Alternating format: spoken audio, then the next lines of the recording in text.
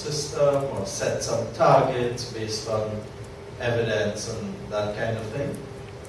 That is non-partisan, that is not, you know, I think if this CCfC sort of positions itself in that way, it can be the most useful. It's not only about training.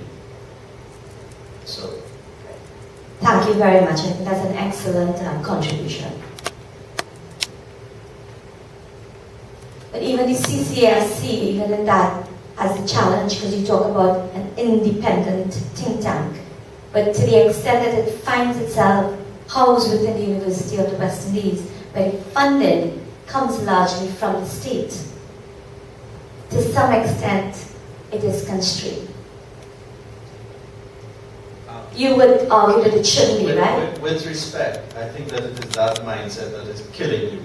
I so agree with you. So you and I are we're on that same wavelength.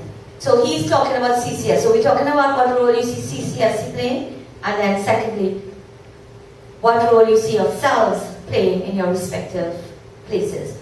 Good morning, everyone. I'm still thinking it through, so really I'm going to articulate my working thoughts. The first thing I would see is to interpret what we have experienced to be applicable in our own particular scenario. So for me, I work in quality assurance and my role is a regional role. So all the way through, whilst I'm taking in the information, I'm also converting it, trying to convert it. So what does it mean? What does it mean in real terms for my contribution? What does my value chain look like? Who are my actors? Who are the people that I would need to communicate with? Do I actually have data? I mean, I think that I do. There's been a lot of conversation about the lack of data, but certainly in my sector and in my portfolio, I have data. I have access to data. I guess what I would need to do is start to mine the data to determine what is actually telling me, and then how I use that information I have to perhaps begin to formulate what might not be called a council, but it actually, I'm just changing the language so that it does the same function. In terms of how that then is implemented or it has impact or some kind of outcome, that's where I'm not yet clear, because as an individual, I can propose, I can maybe formulate a paper, but in terms of having weight, and weight, power, but weight, it might be to feed into your organization and have dialogue with your organization to see whether or not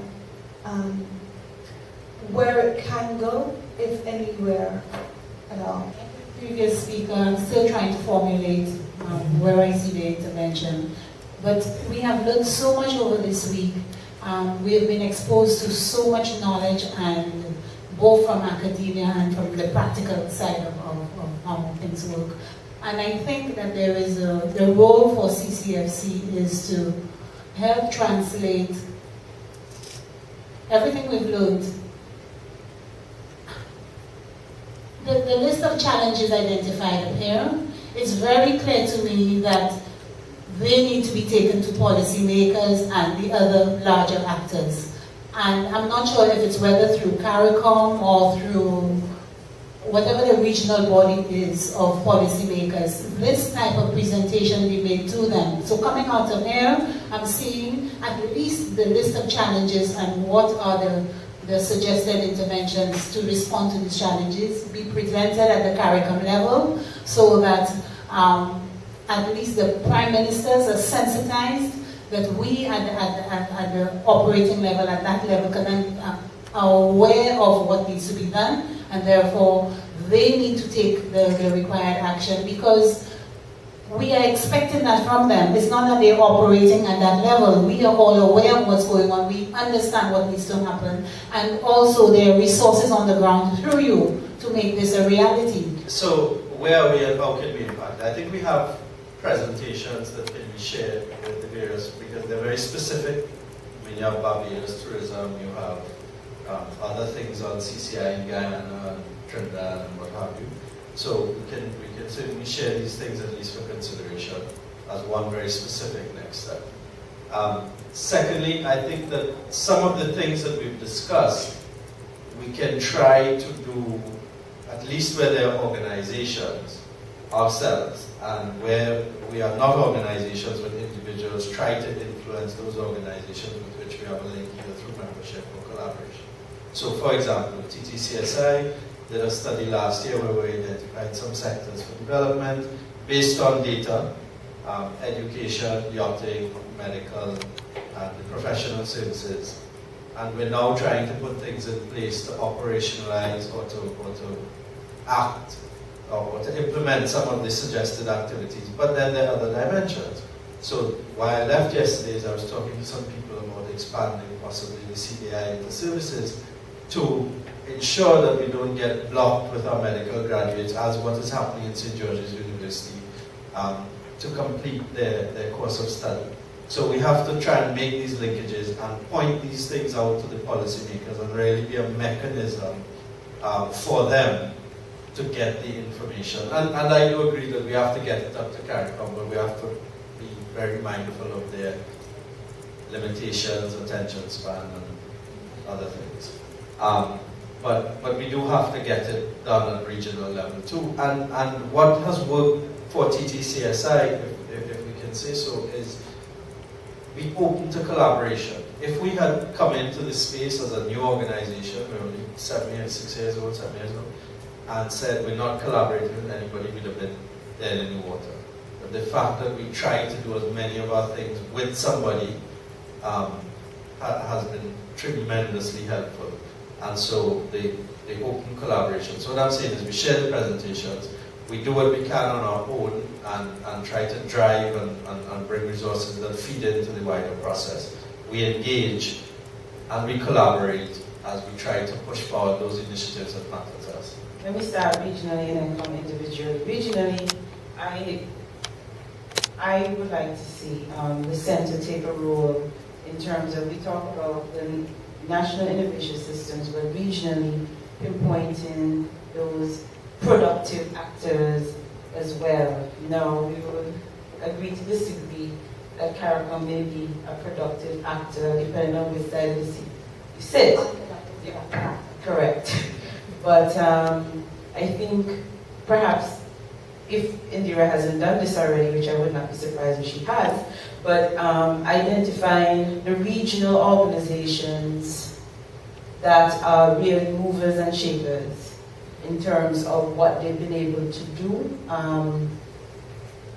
what they've been able to actually accomplish based on their mandate, and how effective they've been, so that we take a strategic approach to who we align ourselves. I say we because we align ourselves with regionally, and then once we build that base, then I think you take it to the CARICOM level, where then it's no longer just CCfC as a university-based organization, but having different aspects, looking at private sector regionally, scientific councils, regional research councils regionally.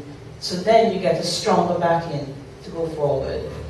Again, a really excellent recommendation, Juliana, and from so far in the experience that CCfC has had, even that is a challenge in terms of there are obvious institutions, regional institutions that are doing very well, but when you attempt to get them to collaborate with you, their walls, Star Trek, when there is a threat outside, they put up the shield immediately goes up, and there is a refusal of sharing.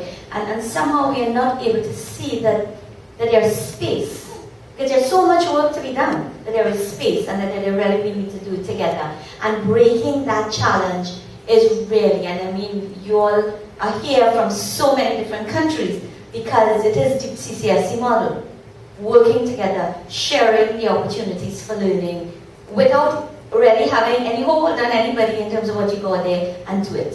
And do with it, and without having the capacity for that to grow CCfC, but it is the model, and it's a model that we committed to and we will keep. The national persons that have participated / are aware of what you're doing, letting them play a more champion role. Absolutely. In those organizations, not in the national organizations as well, but also in the regional organizations that are within their own jurisdiction, their countries, to then get them on board. Correct. Where is the private sector in the room? Not for one to try. No. Yeah, that's what I'm saying. I totally agree with you. We have the organizations that are here. Maybe what's necessary is not a top-down approach in terms of how we define a policy for innovation, because I submit that if the private sector were motivated enough to move in this direction, the policymakers would follow. They would have absolutely no reason not to. We have to improve the learning on the innovation and the innovation system.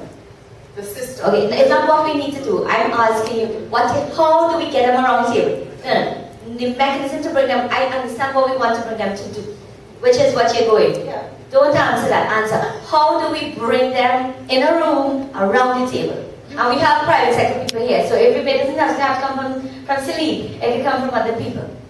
What do we need to do? Let's go back to definitions. What do we need to do? The CCfC, the BSOs? Anybody. It is the BSOs that will get them in a room around the table, around the innovation. Okay, so maybe it is the BSO that needs to say, for example, CCfC will compete. Look, we need a short intervention in firm-based innovation. Work with us to find the necessary person to come in. I don't think it'll come for 4 days. I think they may come for a half day. Those are the kinds of things. I submit that it's more important in terms of who you select. Because, again, I reiterate my point of yesterday. Do not underestimate the power of the anti-growth coalition, of which the private sector is part and parcel and encourages. So you have to be very, very clear on who it is that you engage in this process. I totally agree with you. And that has to be at the local level and at the level of the BSOs who serve these constituents. Okay, so I think that a very important point. I wanted to support Julianne's earlier point made about CCfC being the coordinating hub for those productive innovation contact points in the region, but also for the point not to be lost. I think Fred made the point in his presentation that innovation need not be rocket science. It is simply something that is new to the market, something that's brought new to the market. And I don't think that we in the region are going to be pioneers in terms of innovation. We're not going to bring rocket science to any sector, but at least we should be bringing innovative methods, methodologies, etc. to our products and services in the region. I had indicated that I would love to see CCfC playing a coordinating role in terms of engaging the different persons who are involved in the process. So we made that point. Yes. For example, I'm a BSO in Jamaica. I know what some of the sectors are that we're working on that has a process for doing something. How would I be able to filter the information to you to find out what similar activities are taking place in other countries, that then we could have this knowledge sharing, because my businesses don't have the capacity to travel to Trinidad or wherever to do it. That is the sort of thing that I'm thinking. Excellent. That's an excellent something that we need to address. There's a story of there's a ton of logs being needed to be moved. And there was a young, strong young man, and an old man sitting there. And the young man, is getting angry with the old man because the logs to be moved and the old man is just sitting there. So he's sweating and he's trying to move the logs, etc. And he's quarreling at the same time because the old man is just sitting by. And the old man, all he does is, as persons pass on the road, he says to each person, could you please help an old man move a log? And each person complies and helps them move the log. And eventually, despite the young person, being so agitated and wanting to move all the logs and not having, the old man gets the job done. Because it's done a little bit at a time. I'm saying that because we come from these workshops and many times we want to impress the big people and get to the big organizations and so. But I think maybe that, like I can speak for myself, I think the work has to begin with oneself. So for example, as an individual consultant, where I see my role is just moving one log at a time, which is, I have the opportunity for when I do consultancies to deal with individual companies. And so, the work that I take to sort of innovation, rural value chain, etc., is through my recommendations to these individual firms. So I don't want to move to CARICOM to impress the people. I don't want to move to the CC competitiveness, whatever. I just want to be able to impact those individual businesses that I use my recommendations. And I think that is where we need to go in terms of each person. So you're in research, you're the person across there said, yes, that she was into the quality assurance. So that is in your little corner, you move there.